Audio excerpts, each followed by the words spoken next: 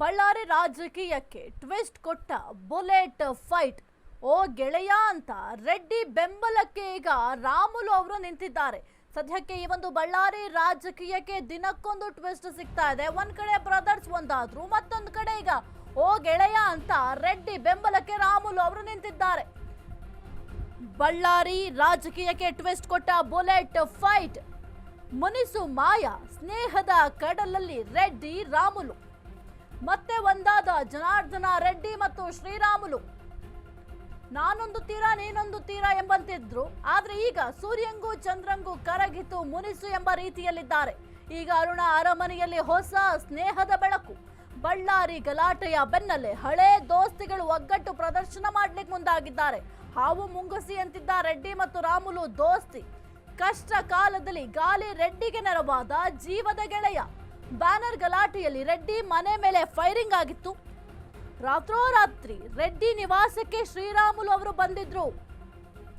ಸುದ್ದಿಗೋಷ್ಠಿಯಲ್ಲಿ ರೆಡ್ಡಿ ಪಕ್ಕವೇ ಕುಚಿಕು ದೋಸ್ತ್ ಶ್ರೀರಾಮುಲು ಕುಳಿತಿದ್ರು. ಜನಾರ್ದನ ರೆಡ್ಡಿ ಬೆಂಬಲಿಸಿ ಕೈಪಡೆ ವಿರುದ್ಧ ಗುಡುಗಿದ್ರು. ಜನಾರ್ದನ ರೆಡ್ಡಿ ಫ್ಯಾನ್ಸ್ಗೆ ಮತ್ತೊಂದು ಸಿಹಿ ಸುದ್ದಿ. ಈಗ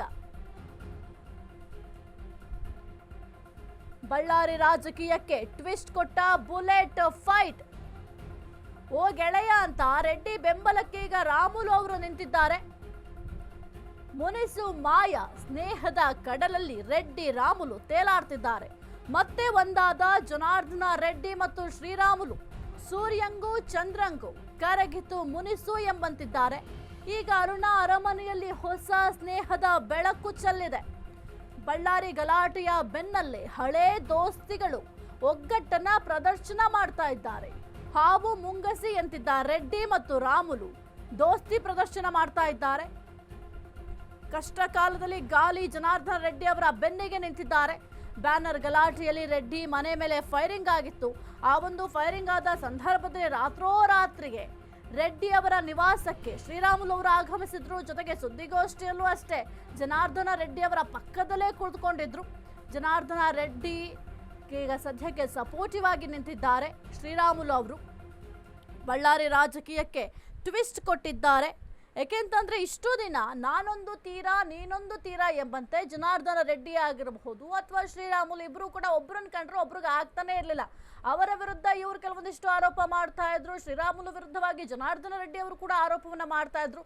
ನನಗೂ ಅವ್ರಿಗೂ ಆಗದೇ ಇಲ್ಲ ಅನ್ನೋ ರೀತಿಯಲ್ಲಿ ವರ್ತಿಸ್ತಾ ಇದ್ರು. ಆದ್ರೆ ಇದೀಗ ಯಾವಾಗ ಜನಾರ್ದನ ರೆಡ್ಡಿ ಅವರ ನಿವಾಸದ ಮೇಲೆ ಫೈರಿಂಗ್ ಆಯಿತು, ಆ ಒಂದು ಫೈರಿಂಗ್ ಆದ ರಾತ್ರಿಯೇ ಜನಾರ್ದನ್ ರೆಡ್ಡಿ ಅವರ ಮನೆಗೆ ಶ್ರೀರಾಮುಲು ಅವರು ದೌಡಾಯಿಸಿದ್ರು. ಜೊತೆಗೆ ಅವರ ಆರೋಗ್ಯವನ್ನ ವಿಚಾರಿಸಿದ್ರು. ಆರಾಮಾಗಿದ್ದೀರಾ ಅಂತ ವಿಚಾರಿಸಿದ್ದಾರೆ.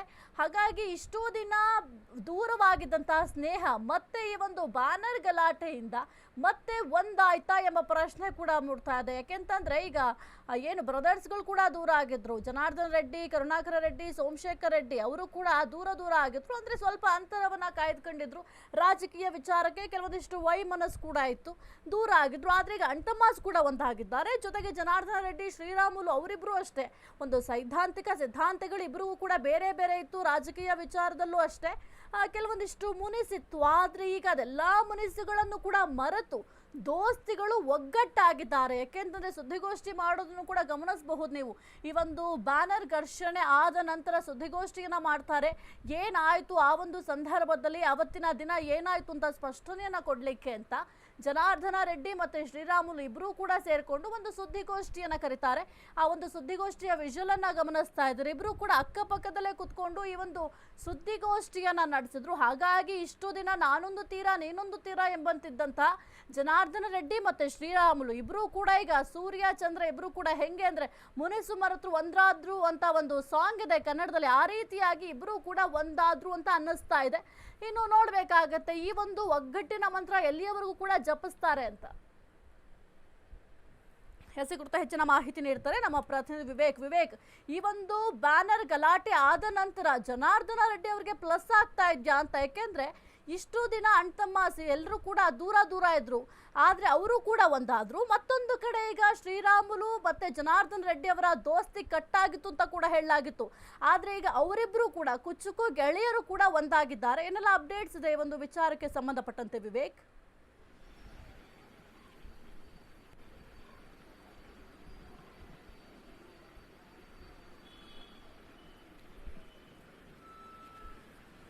ಎಸ್ ಸಾಹಿತ್ಯ, ಬಳ್ಳಾರಿಯಲ್ಲಿ ಮೊನ್ನೆ ನಡೆದಂತ ಏನ್ ಇನ್ಸಿಡೆಂಟ್, ಫೈರ್ಗಳಾಗಿತ್ತು, ಬುಲೆಟ್ಗಳು ಹಾರಿದ್ವು, ಈ ಎಲ್ಲ ಇನ್ಸಿಡೆಂಟ್ ಇಂದ ಎಲ್ಲ ಒಂದ್ ಕಡೆ ರೆಡ್ಡಿಗೆ ಆ ದೂರವಾಗಿರ್ತಕ್ಕಂಥ ಒಂದಿಷ್ಟು ಹಿಂದಿನ ಆಪ್ತರೆಲ್ಲರೂ ಕೂಡ ಒಂದಾಗಿದ್ದಾರೆ. ಜೊತೆಗೆ ಸಹೋದರರು ಕೂಡ ಒಂದಿಷ್ಟು ಬಹಳ ದಿನಗಳಿಂದ ದೂರ ಉಳಿದಿದ್ರು, ಅವರೆಲ್ಲರೂ ಕೂಡ ಒಟ್ಟಾಗಿದ್ದಾರೆ ಅಂತ ಹೇಳ್ಬೋದು. ಎಲ್ಲ ಒಂದ್ ಕಡೆ ರೆಡ್ಡಿಗೆ ಇದು ಮತ್ತೆ ವರ್ಚಸ್ ಹೆಚ್ಚಿಸುವಂತ ಕೆಲಸ ಕೂಡ ಆಗಿದೆ ಅಂತ ಹೇಳ್ಬೋದು.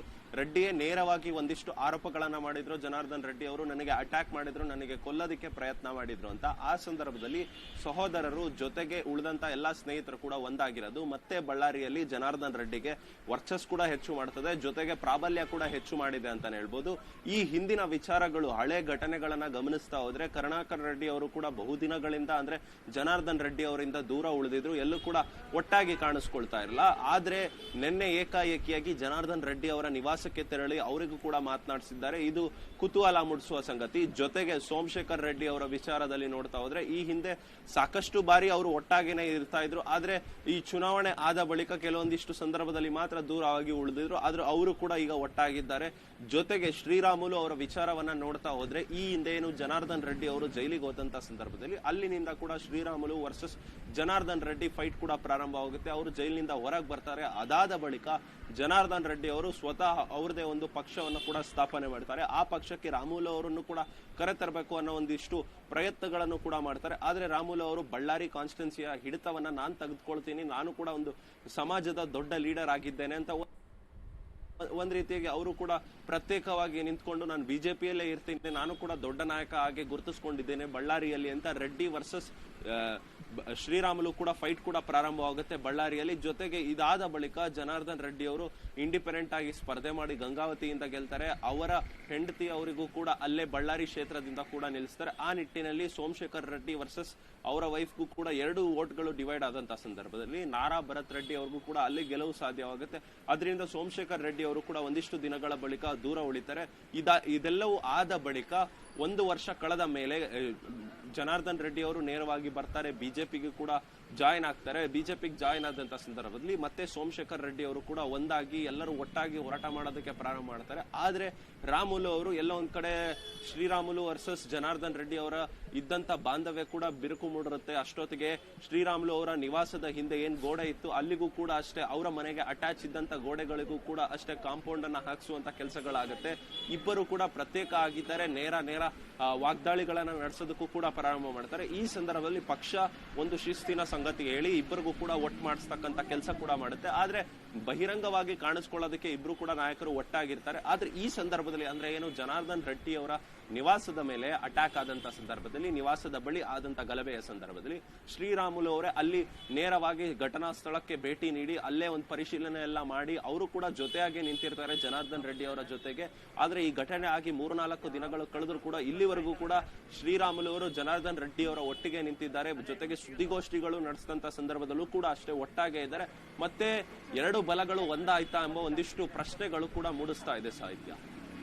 ಓಕೆ, ಥ್ಯಾಂಕ್ ಯು ವಿವೇಕ್ ನಿಮ್ಮೆಲ್ಲ ಮಾಹಿತಿಗಾಗಿ.